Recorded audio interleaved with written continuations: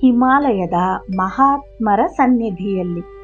ಗುರುರ್ ಬ್ರಹ್ಮ ಗುರುರ್ ವಿಷ್ಣು ಗುರುರ್ದೇವೋ ಮಹೇಶ್ವರಃ ಗುರುರ್ ಸಾಕ್ಷಾತ್ ಪರಬ್ರಹ್ಮ ತಸ್ಮೈ ಶ್ರೀ ಗುರವೇ ನಮಃ.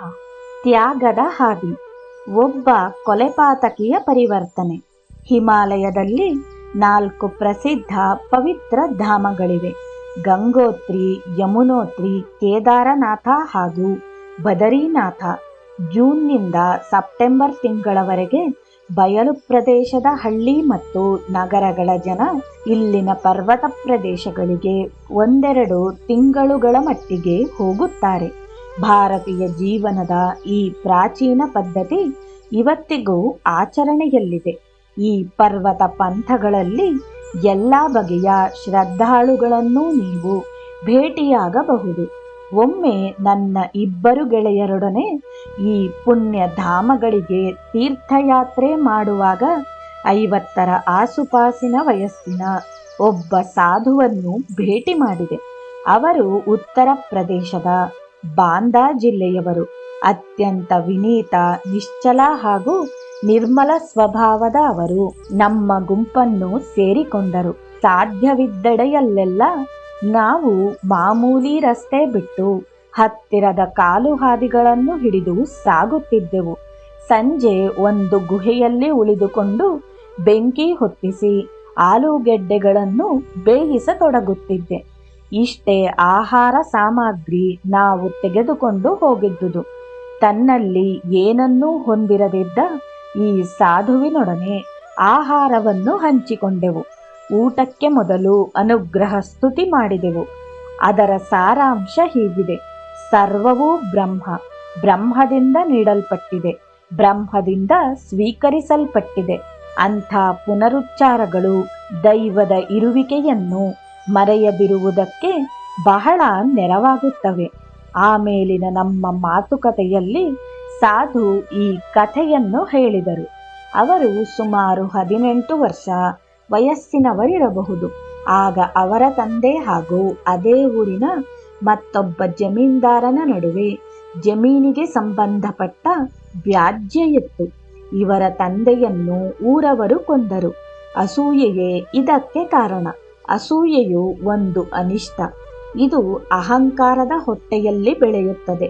ಹಾಗಾಗಿ ಸ್ವಾರ್ಥಪರತೆ ಮತ್ತು ಮಮಕಾರಗಳಿಂದ ಪೋಷಿತವಾಗುತ್ತದೆ. ಈ ಯುವಕನ ತಂದೆಯೇ ಕೊಲೆಯಾದಾಗ ಈತ ಶಾಲೆಗೆ ಹೋಗಿದ್ದ. ಮನೆಗೆ ಬಂದಾಗ ವಿಷಯ ತಿಳಿದು ಎದುರಾಳಿಗಳಲ್ಲಿ 5ರನ್ನು ಕೊಂದು ಸೇಡು ತೀರಿಸಿಕೊಂಡ. ನಂತರ ಪರ್ವತಗಳಿಗೆ ಓಡಿಬಂದು ಹಿಮಾಲಯದ ಯೋಗಿಗಳ ಸನ್ನಿಧಿಯಲ್ಲಿದ್ದಾನೆ.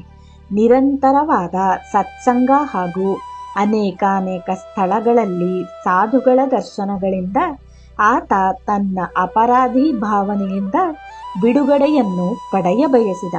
ವೈರಾಗ್ಯ ಸಾಧನೆಯಲ್ಲಿ ತೊಡಗಿದ. ತಾನು ಸಹವಾಸ ಮಾಡಿದ ಸಾಧುಗಳಲ್ಲೆಲ್ಲ ಸದಾ ತಪ್ಪೊಪ್ಪಿಕೊಂಡು ಪಶ್ಚಾತ್ತಾಪ ಪಡುತ್ತಿದ್ದ. ಉಗ್ರವಾದ ಆಧ್ಯಾತ್ಮಿಕ ಸಾಧನೆ ಮಾಡಿ ಅದರಿಂದ ತನ್ನ ಅಂತಃಸಾಕ್ಷಿಯಲ್ಲಿದ್ದ ಕಲೆಗಳನ್ನು ತೊಳೆಯಲು ಪ್ರಯತ್ನಿಸಿದ. 30 ವರ್ಷಗಳ ಕಾಲ ಆತ ಪರ್ವತಗಳಲ್ಲಿ ವಾಸ ಮಾಡಿದನಲ್ಲದೆ ಎಷ್ಟೋ ಸಲ ಪೊಲೀಸರಿಗೆ ಸ್ವಯಂ ಶರಣಾಗಲು ಆಲೋಚಿಸಿದ.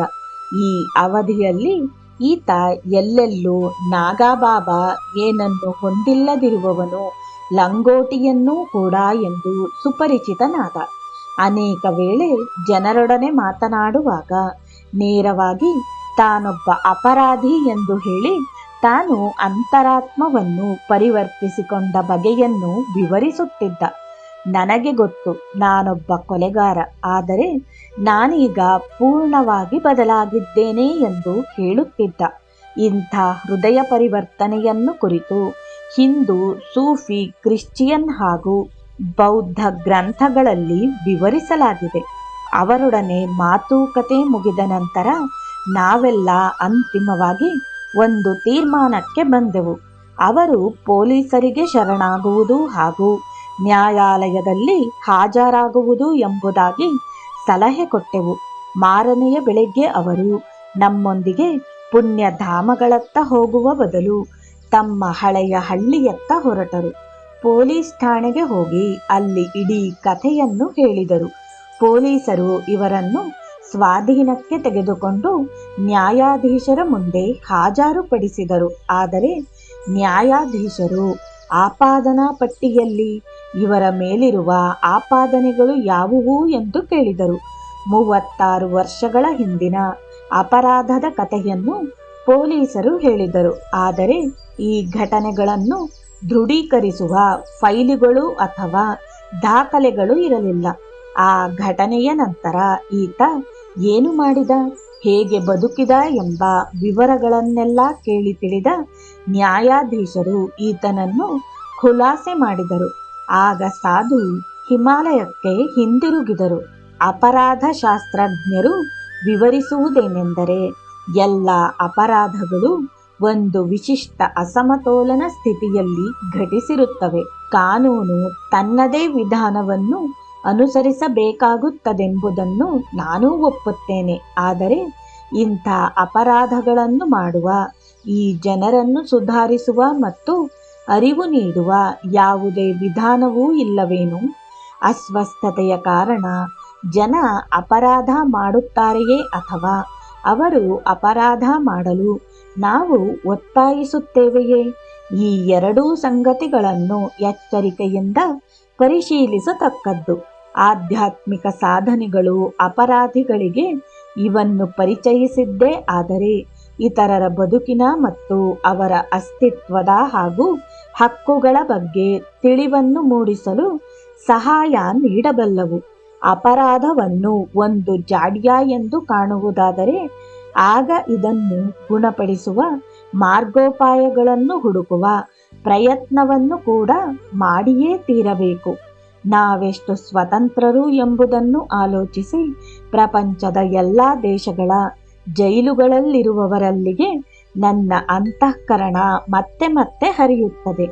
ಇದೆಂಥ ದುರಂತ! ನನ್ನ ಅಭಿಪ್ರಾಯದಲ್ಲಿ ಸ್ವಸುಧಾರಣೆ ಹಾಗೂ ಬದಲಾವಣೆಗೆ ಒಂದು ಅನುಕೂಲಕರವಾದ ವಾತಾವರಣವನ್ನು ಸೃಜಿಸುವುದರಿಂದ ಈ ಬಂಧುಗಳಿಗೆ ಸಹಾಯಕವಾಗುತ್ತದೆ.